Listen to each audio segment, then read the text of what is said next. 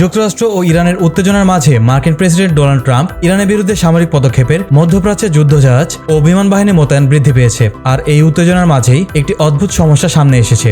বিশ্বের সবচেয়ে বড় বিমানবাহী রণতরী ইউএসএস জেরাল্ড আর ফোর্ড জাহাজে নাবিকরা ভুগছেন টয়লেট সমস্যায়। সমস্যাটি এতই ব্যাপক আকার ধারণ করেছে যা রীতিমতো বিশ্ব গণমাধ্যমে শিরোনাম হয়ে উঠে এসেছে।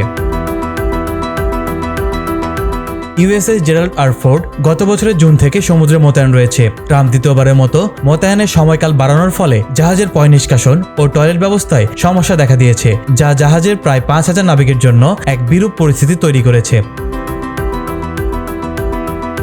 সাধারণত একটি এয়ারক্রাফট ক্যারিয়ারের মোতায়েন সময়কাল হয় ৬ মাস, কিন্তু ফোর্ডের নাবিকরা এখন ৮ মাস ধরে সমুদ্রে রয়েছেন এবং যা ১১ মাস পর্যন্ত বাড়ানো হতে পারে। দীর্ঘ সময় মোতায়েনের কারণে রক্ষণাবেক্ষণ স্থগিত, সরঞ্জাম নষ্ট এবং জাহাজের কার্যকারিতা কমছে। সংবাদ মাধ্যম এনপিআর জানায় $১৩ বিলিয়ন ব্যয়ে নির্মিত জাহাজটির প্লাম্বিং সিস্টেম ক্ষতিগ্রস্ত হয়ে পড়েছে।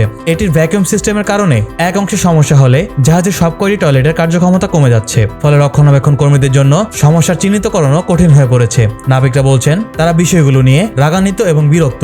মোতায়েন শেষ হওয়ার পর তাদের অনেকেই নৌবাহিনী ছাড়ার চিন্তা করছেন। মার্কিন নৌবাহিনী মধ্যপ্রাচ্যে শক্ত অবস্থান নিলেও ইউএসএস জেরাল্ড আর ফোর্ডের নাবিকদের এই টয়লেট সংকট দেখাচ্ছে কখনো কখনো সামরিক অভিযানেও দৈনন্দিন মানবিক চ্যালেঞ্জ কিভাবে বড় প্রভাব ফেলতে পারে। আর তাই মার্কিন বাহিনীর সামনে আপাতত মূল লক্ষ্য ইরান নয়, বরং নিজেদের টয়লেট সংকটের সমাধান।